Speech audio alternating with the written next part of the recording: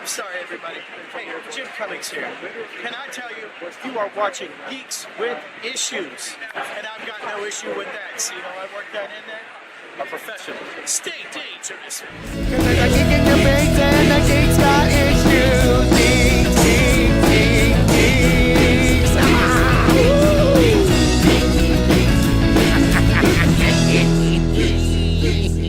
You know how when the show ends, the cameras are supposed to stop rolling and that's it? Well, that's not exactly how it goes. Truth is, some of our favorite moments happen when the show is over. When the pressure's off, when the conversation gets looser and a little weirder, that's Between the Geeks. This is a look at what happens when the mics are still hot, but the structure goes out the window. No format, no filter, just more geeks. Into the company to keep it. Apparently, it happens on a regular basis with that company. It's like So it's just a poorly managed company?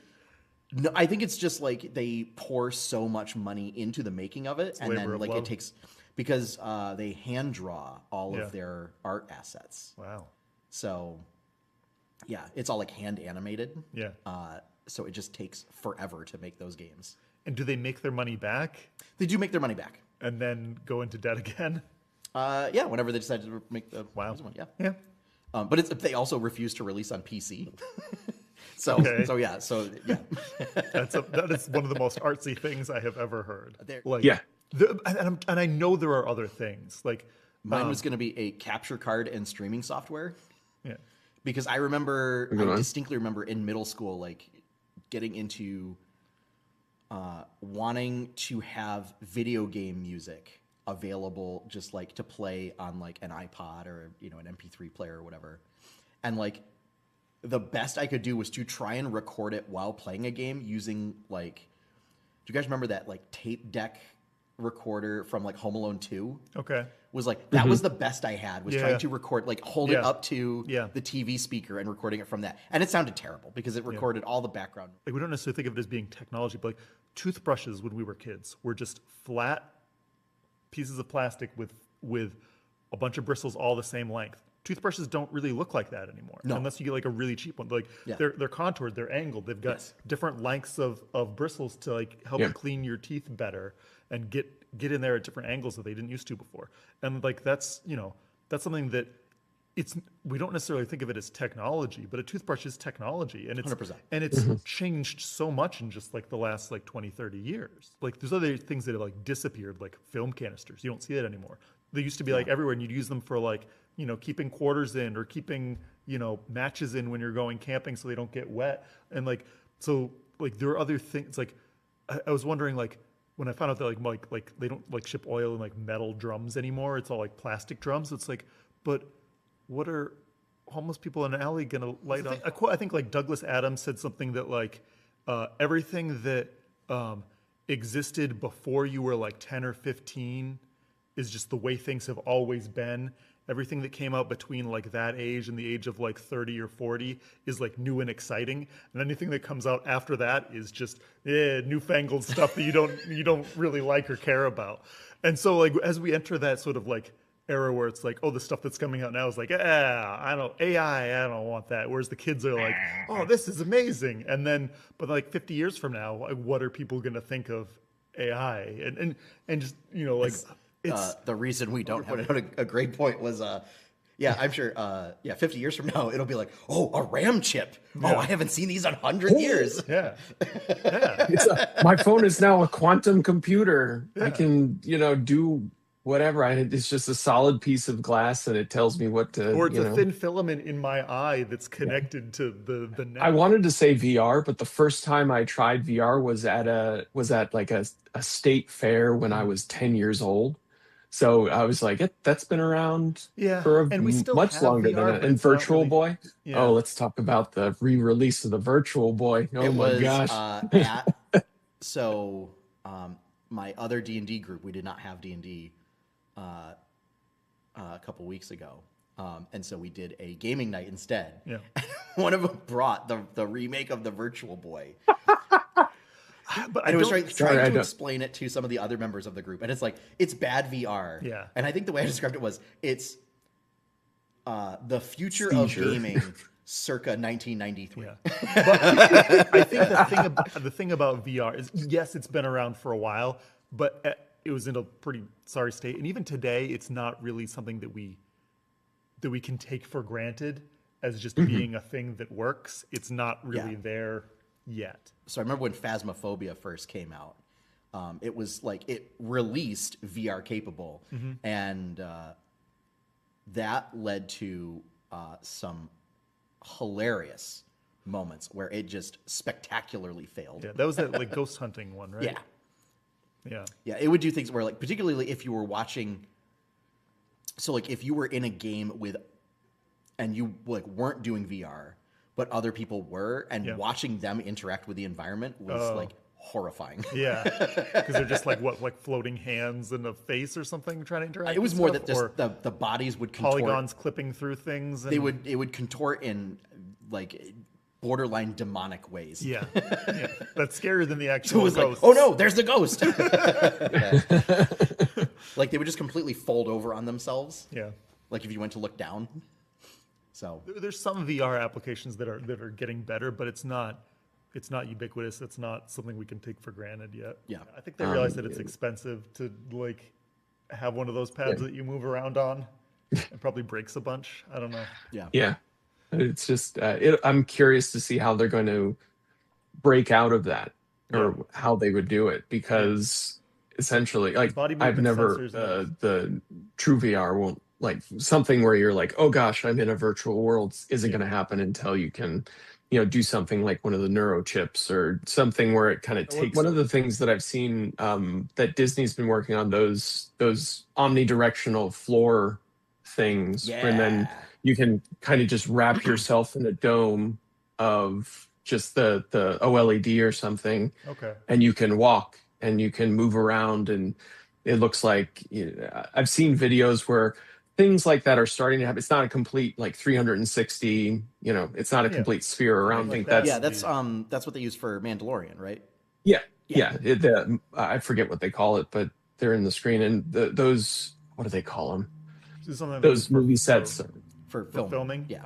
It's essentially so that it's much more immersive than just doing it in front of a green screen. Right, standing in front of a green screen and standing on a yoga mat or like something. Well, it lets the actors react to things. Yeah, they put them in a dome, and then they like essentially broadcast the image around the dome. Yeah. So that they're able to provide. Yeah. I was thinking about as another one is like the escape or adventure rooms as like an example of a technology that like if it did exist, it was like at a big theme park like Disney or something when we were kids. Yeah. But the idea of like scaling that way down and being able to have them everywhere. But yeah, it's definitely interesting to think about, and I'm definitely going to be thinking about it for a long time. And like, but it's think about capacitive touch surfaces, being able to just not have a button and touch things and make it activate. Like the first time I ever saw that was in a lamp. Yeah. So being able to turn the lamp on and off, and you can put a rheostat in there and just There's a great YouTube channel, Technology Connections, that talks about a lot of like technology stuff of like how things work together and fit together, and like why things work the way they do, and like better ways to do like technological like home appliances and stuff like that. It's not so much it doesn't really talk about computers much, but it talks about like lights a lot, and power supplies and how things work. But like like touch screens and those reactive surfaces are cheaper. Oh goodness. All right. Well, I think that's going to wrap it up for this Between the Geeks. So we'll see you next time.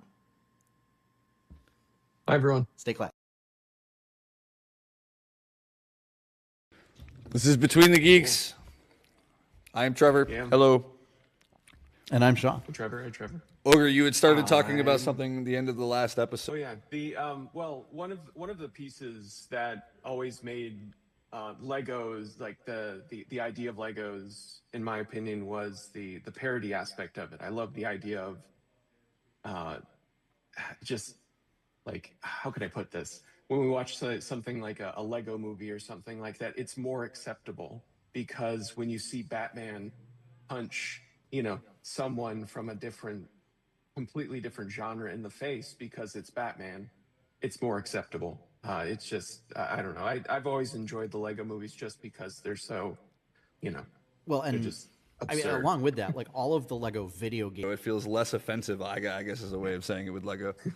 You you also touched on another aspect of Lego that I absolutely love. It's that kind of raw creativeness you can just build from. You can take all the blocks, smash whatever you're making on the ground, and just build something completely different. Just use your imagination, be creative, imagine new stories, imagine everything because it's 8-bit, or I forget the wonderful word Sean used earlier. Voxel. Voxel. It's voxel creation in the physical realm, which is like outstanding. It's just creativity at its purest. You were surprised that they had been at the Boys and Girls Club. I have stories of my grandmother sitting ringside at that very place, hitting. There was an old wrestler by the name of Haystacks Calhoun in the 60s and 70s. There's footage somewhere of my grandmother when everyone thought it was real, whacking him right in the back of the head with a sandal. At the Boys and Girls Club in Pittsfield. Right now, I don't know if it gives you guys any perspective about how WWE is now owned by TKO, the same company that owns UFC. It used to be the cheapest seats in the arena were about $20 to $30, depending on where you were. When I was a kid, it was the Pepsi Arena. I think now it's, I forget the name of it, but your average arena for wrestling. Those tickets now have ballooned to $120 for top of the arena back against the wall. So anything I can go to in a little garage, in a school, those are starting to be really popular. A lot of the wrestlers that I just interviewed at New York Comic Con have moved to the indies for that very reason. They're actually making more money going to smaller and smaller venues. It doesn't matter if there's only 100 people here, 100 people there, because there's networks. Sean, I don't know if you want to grab that secret lair right there. If you want to pop that open. This is the secret lair of The Office. Oh snap! There was a spoiler. Are we earlier, I doing guess. a live? Well, no, because secret lairs aren't randomized. Yeah. Well, so there's one secret card. Yes. In each of them. So secret lairs have a bonus card that they put in, but they're not like booster packs where they're randomized. Yeah, It's yeah. You know what you're getting. Oh, okay. You know what you're getting. Oh, good. And then that bonus card is the same in every secret lair. So it's But you don't they know do what a it little is cheeky before you thing where open like it. they put an extra card in, they don't tell you what it is. So like the Street Fighter one had a Hadouken card, which was a reprint of Lightning Bolt.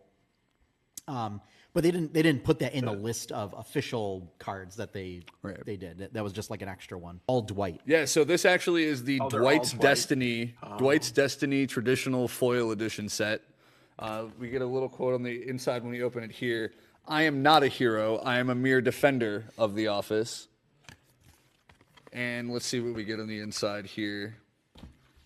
Your little thank you for being a part of Secret Lair in the office font.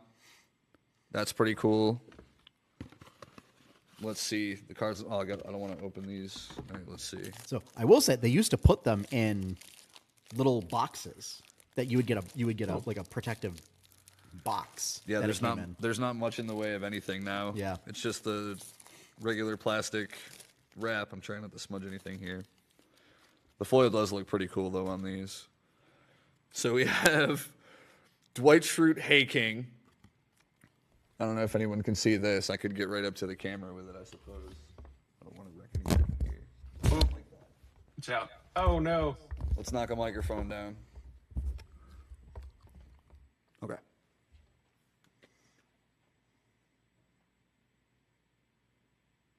Yeah, so let me just open these Okay, up here. yeah. I don't know, Sean, you want to look at that? Here, I'll take a look. So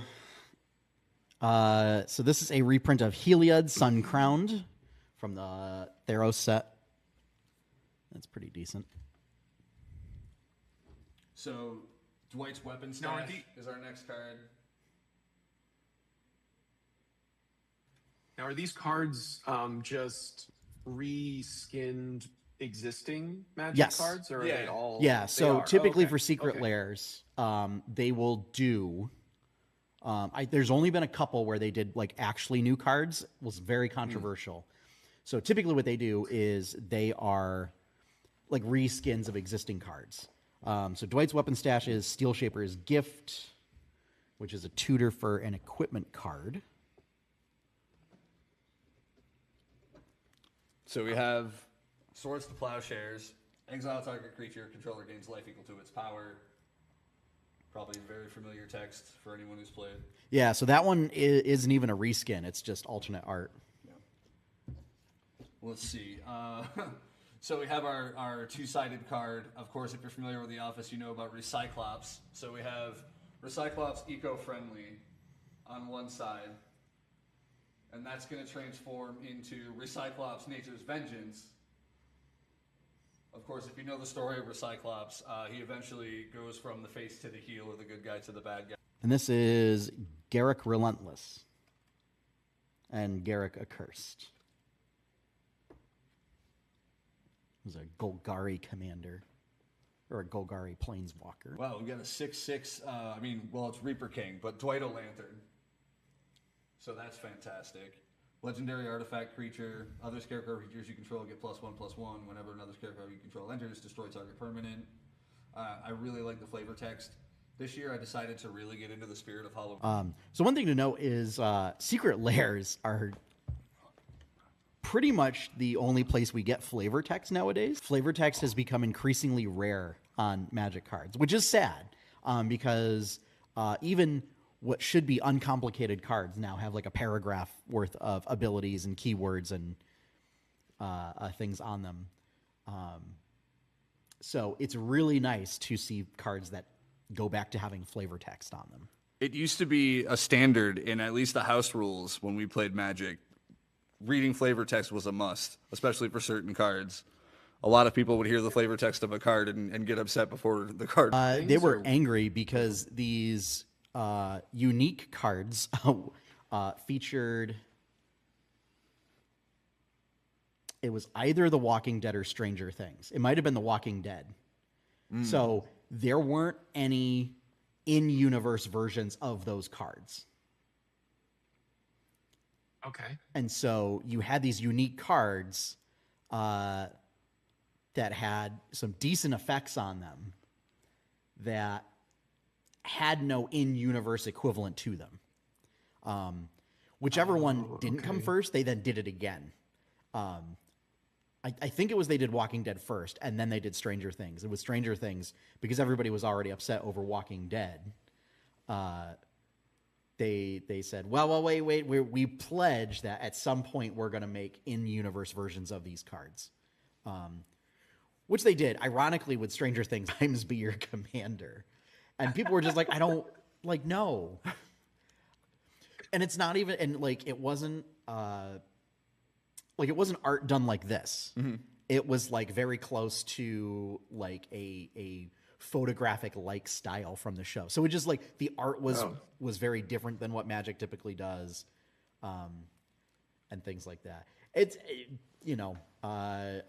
They're kind of doing a similar thing with like the bonus card sheets for Avatar, where they seemingly took stills from episodes where the bonus sheets are supposed to be like where you go all out with your art budget. And so like they took stills that are a little better than screenshots from a show. But this one, unlike the Secret Lairs, they also removed all of the graphic design from the cards, so there's no text boxes, there's no anything like that. It's just like the text and whatever icons. And so one of the cards is a close-up of Ozai's face. And he's like making a smirk. So like the whole card is just this flat like beige color with just his face on it. And it's like that nobody wants this card. And I wonder how many. Yeah. Oh, go ahead. I was just wondering out loud. I was wondering if this was a play by Magic the Gathering or Wizards to get people to like look at Magic cards in different fandoms and stuff. So someone like, oh, I have this franchise that you love. Take a look at these Final Fantasy cards. You should play the game. Did it feel like that at all in there? Because I'm a little separated from the marketing of it. There's a little bit of that. I think it's absolutely 100% geared towards collectors. Yeah. More collectors than players. Especially like standard right now is in a rough spot. Like they tried to make changes to standard. So like usually, I mean, the dominant format right now is Commander, which is considered more casual friendly. And a lot of the newer sets that come out nowadays will come out with a bunch of pre-constructed Commander decks that are fairly well tuned. So like you could that is proving to be an on-ramp for Magic, much better than doing like an in-universe. I know with Avatar specifically, I've seen the new one that's coming out. There's a lot of push for here's a learn-to-play Magic deck, but it's more based on just the simple mechanics that they want to push in the Avatar series, whatever those might be. Yeah. And I think that a lot of players who do it probably won't jump into the actual game of Magic. I just want to touch on schedule really quick, just to explain what it is, because I know we talked about like intuitiveness of controls and mechanics and everything. So it's part of the Vampire Survivors genre. So the only controls that you have are your 4 movement keys. You don't use any other buttons. Like all of your attacks are automatic. But the difference, the arena it's played on is a Path of Exile skill forest. So instead of leveling up and getting something, when you level up, it just means you can unlock a node in this skill forest, and all of the nodes give you different abilities, which again are only represented by the icons present in the node itself. So you have to kind of piece together what it is. But it's if Vampire Survivors had a baby with Path of Exile, and that's how you did your character building. So, and honestly, that's also probably the closest thing I can think of for the hidden gems, because like it got a rating of like 7 out of 10 for reviews. The no instructional thing is controversial because there's like mechanics where people are trying to piece it together. Some of the iconography is a little off. Like regen it's a symbol of like bandages that form a heart, but it's instead of being like this, where the point of the heart is pointed down, it's like rotated so that it forms like an L shape. Okay. So people are looking and they're like, I thought it was gravestones, and I'm like, oh, this must be like revives or something, because you only get one at a time. And people have thought it like an apartment building or whatever. Not realizing that it's health regen, and so that was a little off.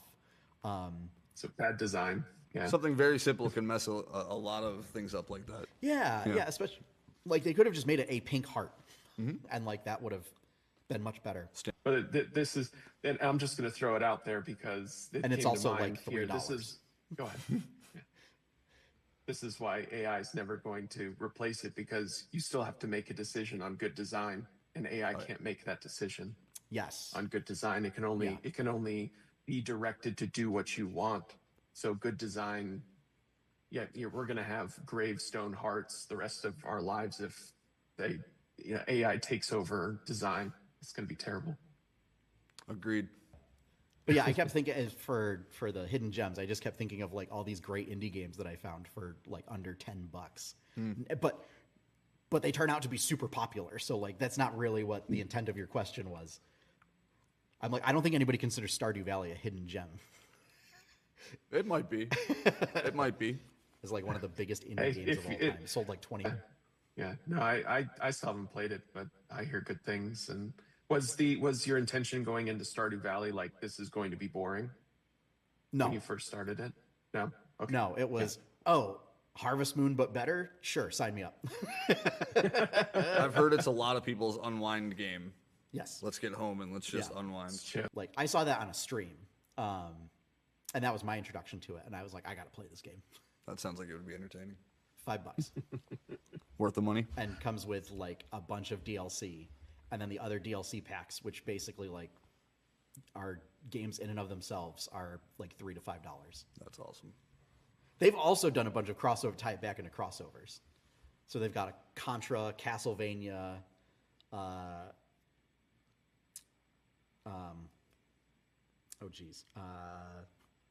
Saga, like the Square Enix series. They just did a Balatro DLC. So yeah. So. Well, we'll definitely have to revisit that in some conversation. For a very rare select few are like cards where they are like racially insensitive, and Wizards like it wants to erase them from existence, because like they were made in 1995 by people who credit to James Garfield, but like wasn't thinking when he made certain cards, and and now regrets it. Like he's on record saying like he regrets making those cards and like wishes that he never made them. So those are like the cards in the actual base. Outside of that, I mean, yeah, you can mix Universes Beyond with Universes Within to your heart's content. And I mean, there's plenty of, I mean, the thing was like when Universes Beyond was being introduced, they primarily kept it to commander decks. And I think D&D was the first full set where they did Universes Beyond as a full set. And then shortly afterward, they did the Lord of the Rings set. And that was a huge deal. And because that was standard legal, everybody was like scared that was the path they were going to take. And now we're in full nightmare mode where they went Spider-Man, they're going into Avatar, and then into Teenage Mutant Ninja Turtles. All three of them are standard legal. And like the excitement level is not great. Like nobody really cared about Spider-Man. I don't know where Secret Lair ends up in there in legality, but the Office cards are just about to come out too. That is in that set. Oh, that's right. Yes. Yeah. Because it's a whole like. I also forgot about Jurassic Park. Yes, is another one, and there was a specific Ian Malcolm Secret Lair. Where it was like 5 or 6 cards that were just all Ian Malcolm. Yeah, they're all Dwight Schrute for the Office. That's Magic right now for me, I fell off like over 10 years ago. Yeah. Like before Commander was even really popular the way it is now. Yeah. It's wild to me to be getting back into it now and with all of these universes all coming together and trying to figure out where I want my deck to go. It's ADHD. It's like there's also Assassin's Creed. Oh, yeah. Because so I have a Pirates deck that is Captain Kenway is the commander. I have the idea is Link and Zelda adventure through the dungeons of Hyrule, and it's the 6th Doctor and I can't remember that. So the Doctor Who commanders have like Doctor's Companion, so you can pair a companion with Sarah Jane Smith. Oh, yeah. So it's 6th Doctor is supposed to be like Link, Hero of Time, and Sarah Jane Smith is supposed to be Zelda. And it uses like all of the dungeon cards from the D&D. I have a Hobbits deck where it can either be Sam and Frodo or it can be Merry and Pippin, but it's like centered around food. Because there's like a food token that you can do. Right, yeah. I'm seeing a lot of those. And there's a bunch of Hobbit cards that are like the more food tokens you have, the more absolutely ludicrous the effects get. So to then stomp over everybody's faces. It feels like you're getting into unhinged and unglued territory. It really, funny you should mention that. There are certain cards from unsets that are considered like standard legal. And it's whether they have like a little acorn symbol on them or not. So like they decided to take like the ones that aren't too egregious in the unsets. And they were like, yeah, we could put this in there. Which means that like there's plenty of commanders and decks where it's like you visit attractions or you put stickers on cards, and it's like I think they're supposed to be reusable stickers, right? But then it's like the number of and like what stickers you put on a card mean different things, and then like there are cards that affect like the number of stickers on something. It's crazy. The layers and the levels is crazy to me. Yeah, it's like I talked about how nobody likes dungeons, and at least like dungeons is an actual. Like, once you get into like, oh yeah, I'm gonna do stickers and then attractions and then Like, and then you can add dungeons on top of that, and also the monarchy, and like all these other like weird game states that just do all sorts of things. It's hard to keep track of. Magic Inception is what it feels like. A little bit. A little bit. I don't know. I mean, the big one was Universes Beyond because, like, it's such a controversial topic. It is. I know the one thing. I at first I got excited about some of the announcements, but then I realized, well, what if it was my super obsessive thing? Power Rangers? Because I know Power Rangers already has done, like, Heroes of the Grid and things like that. Yeah. But I can kind of see how different things would play into Magic, but then I would also be like, that's mine, don't touch it. I liked the idea better when it didn't interact with like this. And the problem is Wizards has had a hard time getting people staying interested in Standard. Mm-hmm. Like, it's tough. And I don't think putting Universes Beyond in Standard has helped that get into. Because now it's like, it's a Standard block where most of the sets are going to be Universes Beyond now and not Universes Within. Right, especially you look at the calendar this year, I think there's 2 proper Magic sets announced. It's like 2 6. or 3 in a year, as opposed to 6 Universes Beyond sets. It's like, or you know, maybe like adding a 4th one and doing like once a quarter, which I think was still the standard, but like doing something to get people excited in Standard a bit more and like shaking things up. A lot of the Secret Rare thing feels like it's just how fast can we sell these out? Yes. How fast are these going to go? And it's very fast, by the way. I think they put the most recent collection up. The other one was Iron Maiden artwork. Okay. Was in this most recent one, I believe. Yeah. And those went, I mean, within 3 hours, I think everything on the website was sold out except for a few collections here and there. There were ones that sold out within a half hour. It was, they would take orders, then they would order the print run. Mm-hmm. Like, they would have an order period, and then they would order the print run. So that way everybody would get them. And then they switched it so that they put in the print order first, and then they opened it up for orders. So then it can actually sell out. And they did that like to help speed up processing times and everything. Mm-hmm. Basically, they can ship it out quicker, which is just Hasbro wanting to churn things out. You gotta blow on it. You gotta blow on it. I used to think anything was possible. I thought that I could be a king or Caesar, but I don't need all of that gold or silver.